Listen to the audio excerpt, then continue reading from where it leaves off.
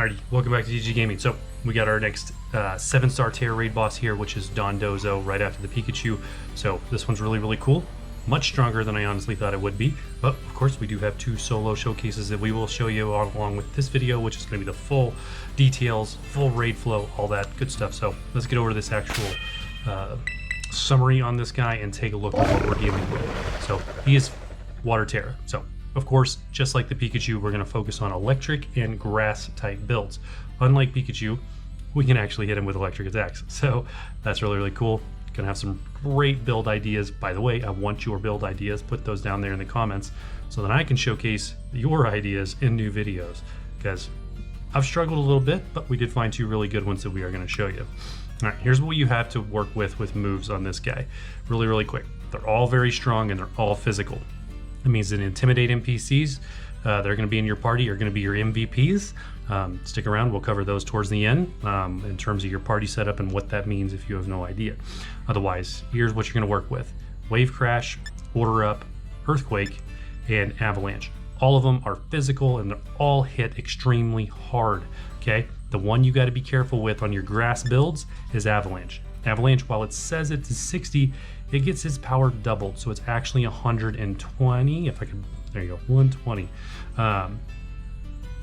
against those grass type Pokemon, and it always goes second. Regardless of the speed stats of the Pokemon, if he uses Avalanche, he will go second.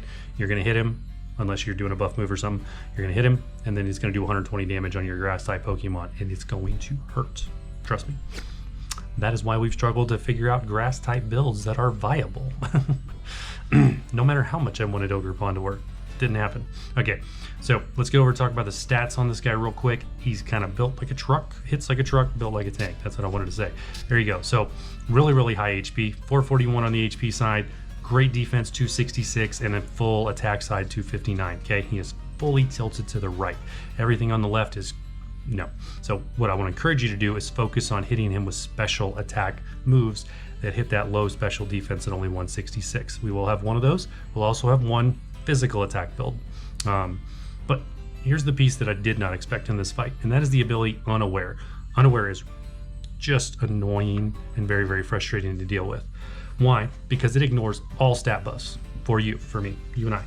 Everything that we do to our Pokemon, he completely ignores them, both when he's attacking and we are attacking him. Okay, that works both ways.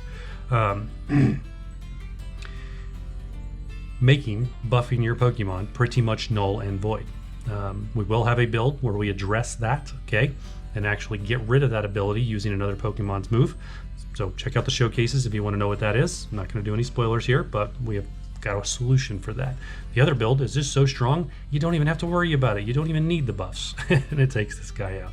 So that is that. Let's get over and let's talk about the actual, well, cool part. You know, of course, the Mightiest Mark to prove that you got it out of the raid. But let's get over and actually talk about the raid flow.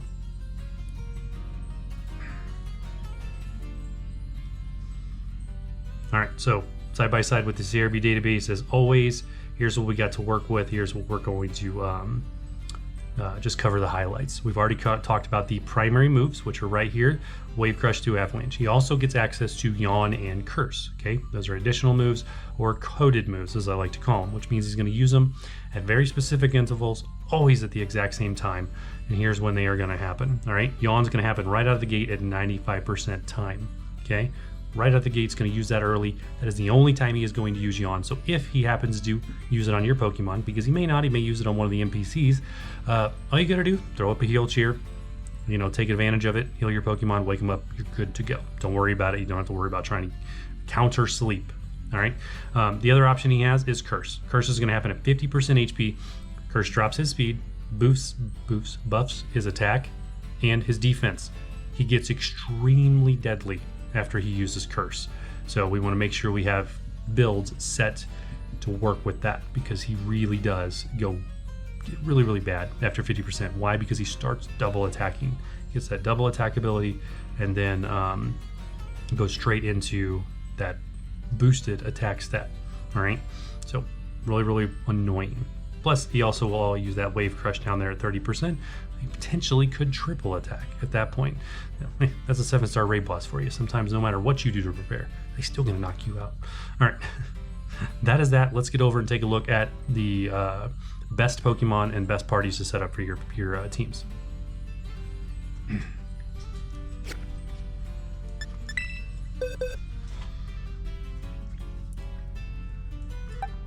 Okay, so we're over here in the YouTube box, and here's what we're going to work with. We will do showcases for both Bellabolt and Superior.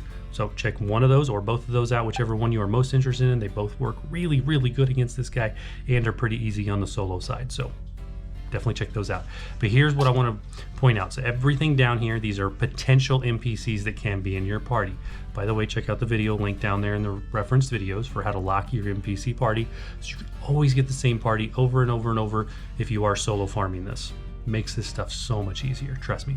All right, so I'm going to recommend you have one of these two, all right? Whether that is Gardevoir or Arbolivia. Why? Because they are your healers. Our Gardevoir has got right here, it's got life too, all right? And then Arbolivia puts up, of course, grassy terrain because of that seed sower ability. Both of which, they just help keep you alive, work really, really well. Honestly, they're not 100% mandatory in either of my showcases, but they do help. Here are your MVPs though. It's gonna be these three: Arcanine, Tauros, and Staraptor. Why is that? That is because that ability right there called Intimidate. Intimidate drops the opposing Pokemon's attack stat 1, so -1, every single time they enter the fight. And these being NPCs, they get knocked out a lot by these 7-star Tera Raid bosses. So these are going to help control his attack, knock it down, making you take a whole lot less damage and make this a lot easier. But hey, neither one of my showcases require this. They just make it a lot easier. So if you are struggling, try to get one of those three in your party. It really does help. Trust me. That is that. That covers everything for this Dondozo and exactly how it works. Let's get over the showcases. But hey, if this was helpful, as always, drop a like, hit the sub button, and let me know what other builds you want me to showcase.